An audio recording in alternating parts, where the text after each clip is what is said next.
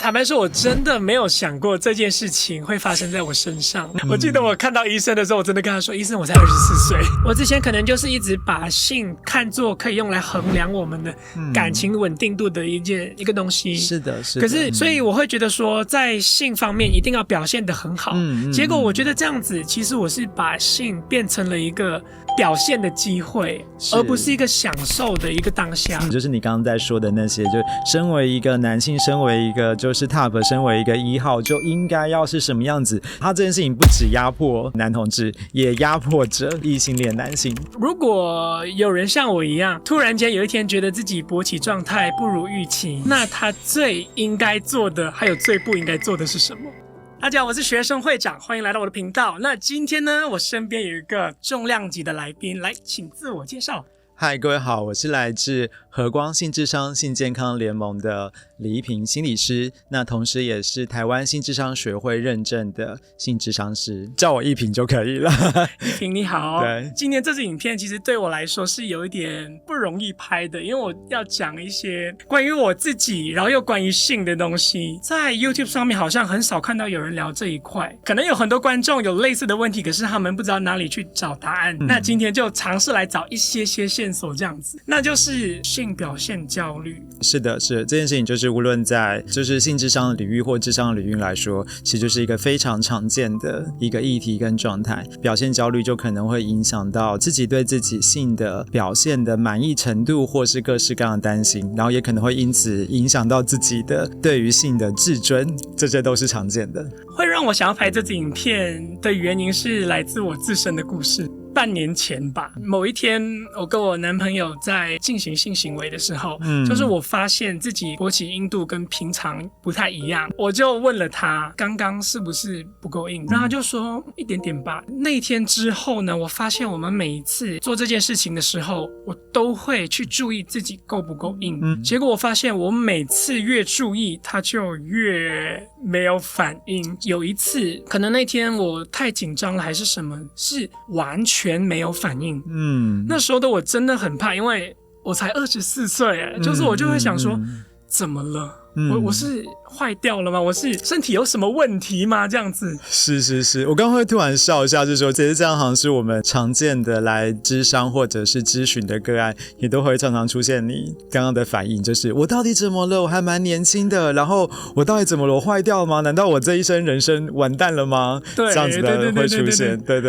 因为我有一个朋友是泌尿科，然后我就问了他的意见，他就跟我说，其实不可能是身体的问题，他跟我说我的应该就是心阴性的，他就开了一个药给我，那个药是类似壮阳药，应该是开到犀利士这一类的所谓的协助勃起功能的药物。对，然后他的建议就是说，你吃了这个，然后你可以多进行性行为，这样子可能可以帮你的身体多加一些所谓的成功的记忆，这样子。是，当然吃的时候表现都是所谓的正常。就是有回到你原本期待的状态。对，吃了药之后，就算我焦虑，还是可以顺利的进行性行为。结果我发现我没有在使用药之后呢，有时候担心的时候还是会所谓的硬不起来。可是我觉得后来的我有点转变，因为我知道了这不是我身体的问题，这是心理的一个障碍。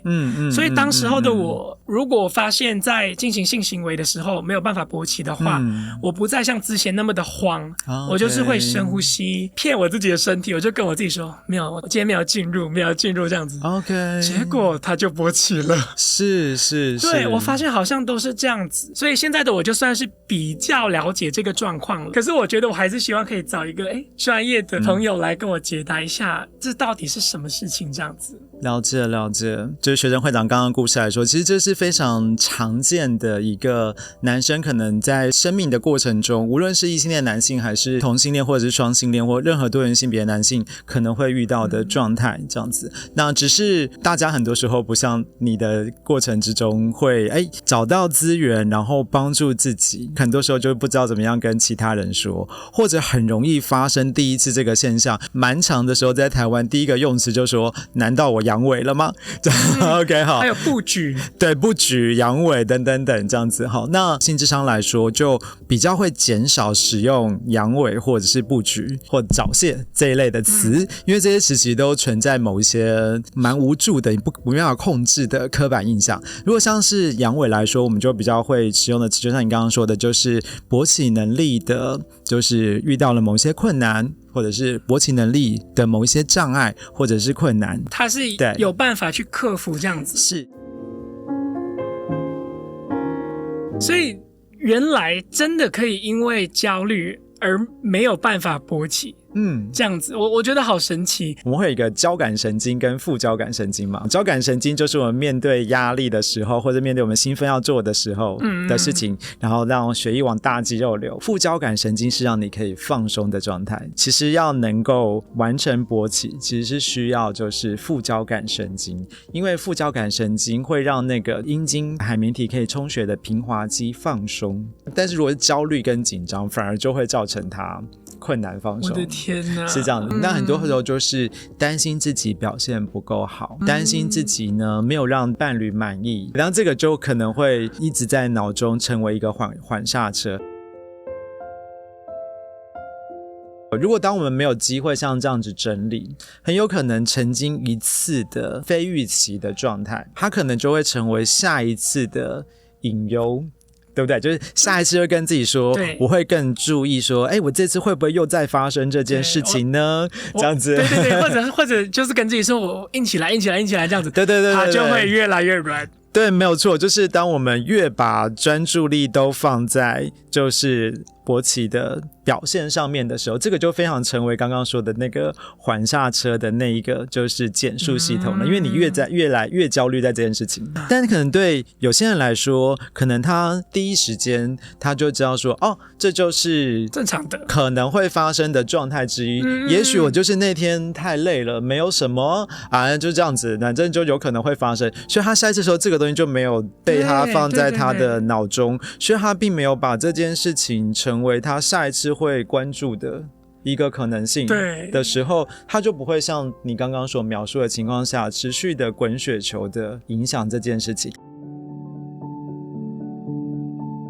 如果有人像我一样突然间有一天觉得自己勃起状态不如预期，那他最应该做的还有最不应该做的是什么？你刚刚讲的词本身就是会造成压力的，就是对，你会跟自己说应该要做什么跟不应该要做什么，本身它就是可能会启动那个减速器。我的天，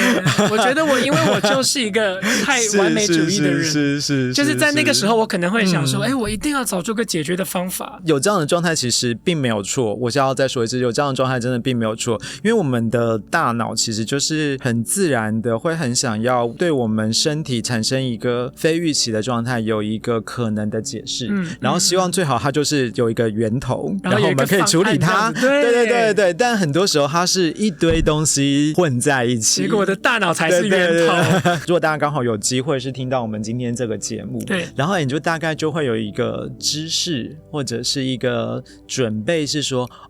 在我的性的状态下是有可能会发生，我没有很想要它发生，可是它就是不知道什么原因发生了，然后我的大脑知识知道说它可能有各式各样的原因，不一定都是我的问题或者他的问题，对，也不一定是就是伴侣没有吸引力，可能是各式各样的原因综合交错的。我们先有这个知识之后，那我们就可以再好奇一下我自己身体发生了什么样子的事情，不是去检视，那种好奇跟检视就不太一样。对，那个好奇可以是好奇一下是我现在这发生了就是这个状态，是可能有哪些因素影响着我？是我最近太累了吗？我的身体在告诉我说我其实应该要好好休息，还是我昨晚喝太多酒宿醉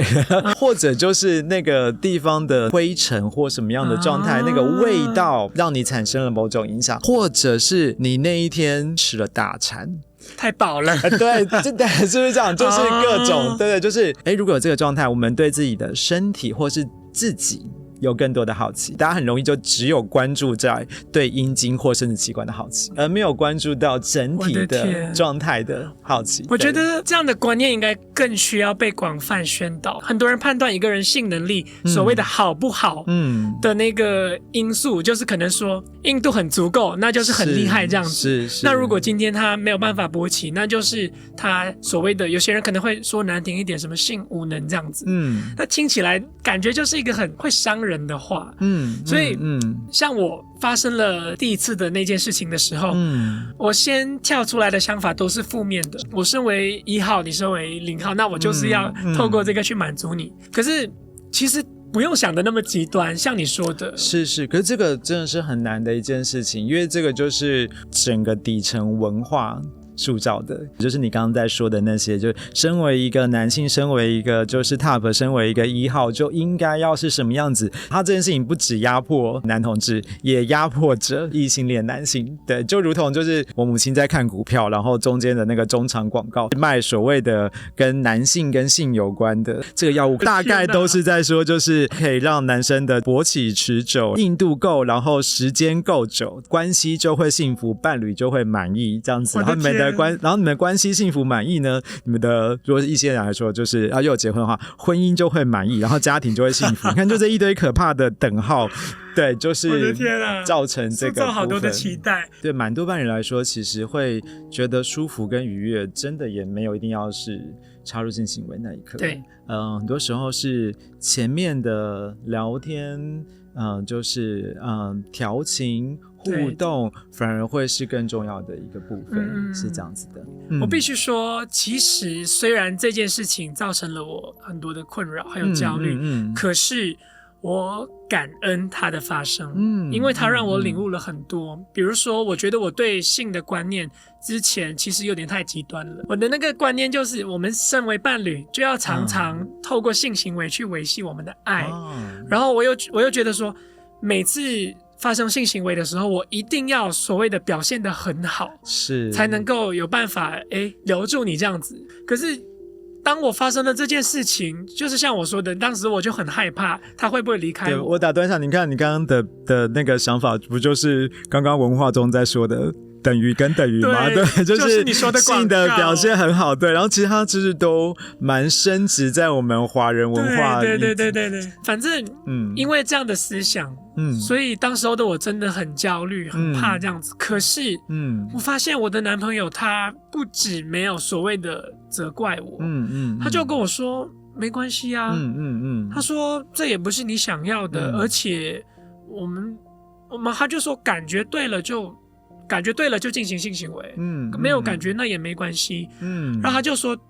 而且我觉得我之前一直忽略了他所说的话，就是他一直都跟我说，其实他没有太需要性行为，他也跟我说他也没有太需要依恋，他没有不喜欢，对。可是我刚说感恩的点就是，我才知道说性，其实不是最重要的。其实在我的感情里面不是最重要的，或者是说性可以是非常非常多元的状态，它不一定真一定要是依恋，然后它也不是用来评判或者是决定你们关系是不是能够继续跟美满的一个重要的事情，是这样子吗？对 OK， 因为也许对很多伴侣来说，就是关系中有彼此喜欢的性是重要的一件事情，那也是非常非常好的。对，那只是我们可以在另外就是再拉一个角度来看，就是你们喜欢的性是由你们之间一起决定的，而不是被就是那些G 片啊、推特啊，对，那我们所决定的这些刻板印象来决定性应该是什么样子，那我们可能也不用再责备说就是都是那些东西，那些成人影片造成刻板印象，因为那只是反映一个现象，是说我们在我们目前的文化跟环境之中，还是少了一些可能可以是从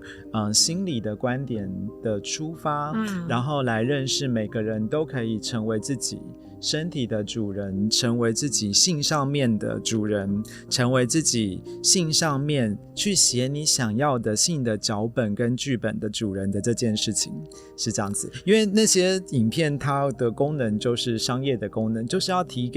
供给越这个看的人有更多的刺激，是一个视觉它的功能就是这个状态，它不是一个教科书。对。我想接着你刚刚说另外一个重要的事情，就是说你刚刚说很感谢这件事情的发生，就顺着你刚刚问我的那个说，如果真的万一发生了，那我觉得这个就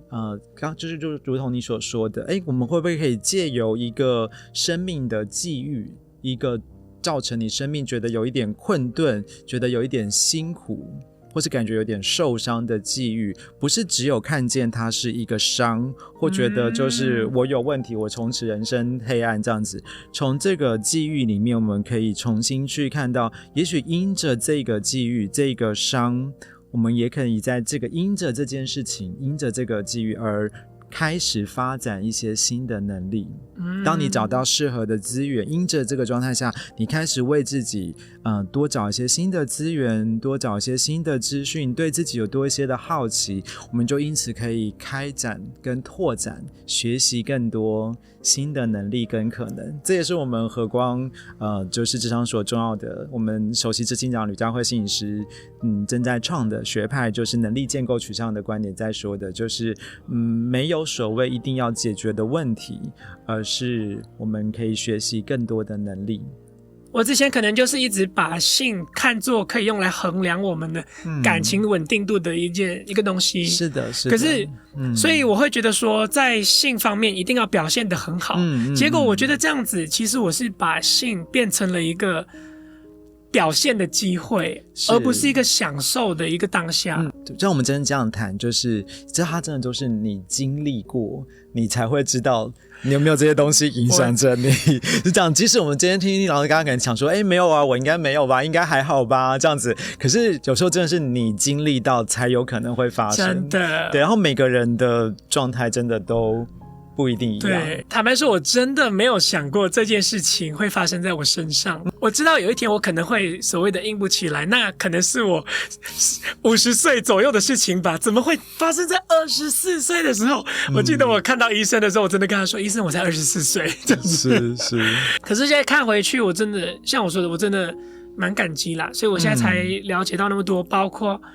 对自己身体的认识，对自己的情绪的认识，还有对我们感情的认识。是。对，所以现在的我其实虽然前半年都过得有点痛苦，但有越来越好。然后现在呢，我对我自己其实是蛮有信心的。就是我的信心不是说我知道我下一次进行性行为一定会状态满分，不是，而是我知道就算没有也没关系。很多时候我们生命的际遇，有时候所谓的创伤反而是我们可以开始发展能力的一个入口。这个过程之中，如果我们可以找到适合的专业或者是资源来帮助你在那过程中有一点方向，然后因此在那时候学习一些新的能力，就会是帮助我们有一些发展。那可是在这个过程中之后，我们就要再发展另外一个重要的能力，是我们会依附某一个专业，但是呢我们也会知道那个专业不是决定你的全部。就像是你刚刚提到的，有些人第一时间是使用了泌尿科的资源，然后呢因此使用了就是这些所谓协助勃起功能的，我都会把这些药物称之为辅具。这样子 OK 好，就是辅助的工具。所以呢因为它让你有一些新的可能性，那我们就依附这件事情。但是我们不会因着这些药物就自己定义自己，我就是一个阳痿的人。对，如果就加上这个名词，我是一个阳痿的人，我一定是需要药物的人，不是用这样的方式来定义自己的，而是你知道说我的现在的身体暂时可能会使用这个来当作是一个辅助的工具，来帮助自己度过。对，那我们可以接下来再因着好奇自己的状态，那我们也许就可以再发展出不一样的认同。就如同回到我们多元性别族群来说，可能一开始就会觉得男同志应该像是某一种样子，对，然后我确实是男同志，然后我开始接触社群跟族群，然后那在这过程中我逐渐可以认识自己，然后知道有人跟我一样，因此我有一些安全感跟力量。可是在社群久了之后，又会发现说这是某一种定义，又跟我有一些不同。我也没有一定要成为典型的男同志的某一种样子，我也可以有各种其他的认同跟探索。所以现在大家在这个时代，我觉得活在台湾是非常幸运的啦，对，就是可以允许有这么多元的认同的探索，对，他就可以觉得是说，那我也许没有一定要分1跟0，我可以当 side 这样子，对不对？就是对，这就是一个新的可能。但是 side 又会有不同的定义，也可以你就想说，我可以认同这个定义，但是最后它都还是回到你自己的身体，而不是没错，不是。然后，但是也许那过程中会需要有一些，就是新的你有一些像依附跟资源，然后来陪你讨论整理。但这些东西永远都记得是它是一个辅助工具，而不是永远被这些定义你自己。那今天我们就谢谢一平心理师的到来，就是真的要谢谢你，因为这个状况我真的做了很多的自我了解，还有跟很多人聊过，可是我觉得今天跟你聊到是，我觉得是最怎么说，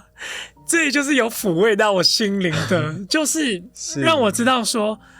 其实虽然我经历了很多的所谓的挫折，可是我是有在往对的方向走的。我才更加觉得说今天找你来是对的，因为我相信有很多的朋友可能也是遇到类似的问题，可是他们可能就是不敢跟别人说，或者他们自己去网上找，又找到一些可能对他来说不是最合适的资讯。所以真的很感恩你今天跟我们分享了那么多。那借由这个机会就引用我们和光首席执行长吕佳慧心理师一句话，他常会说性奥秘如极光，是这样子，对，奥秘如极光，永远不确定会发生什么样的状态，而人生的这些性的相关的冲击跟际遇，也许反而是帮助你更认识自己，学习新的能力，然后有一些新的探索的可能的新的开始。而在台湾的这个当下，其实是有还蛮多各式各样的资源可以讨论的。那在过程中，就是我想说的是，就是不是被专业所规定，包含我今天分享的，也许你会定义是某一个专业，那我就提醒你，不是被我的专业所定义你是什么样子的状态，那只是借由我的分享，你可以再好奇你自己多一些，然后找到适合你自己的可以使用的资源，来帮助自己，陪伴自己，好奇自己是非常非常重要的，因为你才是你自己身体的主人，性也才是属于你重要的一部分，重点是愉悦而不是表现。哇，我们今天探索了很多可能大家之前都没有想过的一些概念啦，可是我觉得这些是大家都应该，没有都应该啦，可是大家如果知道这些的话会比较好这样子啦。就多一个资讯，也许会帮助到你自己未来或是你们现在目前的生活。是这样。好，那今天就差不多到这里，那我们再次谢谢一平心理师，也谢谢大家，感谢学生会长的邀约，感谢。好，我是学生会长，如果喜欢这个影片的话可以按赞订阅分享，然后我们下个影片见，拜拜。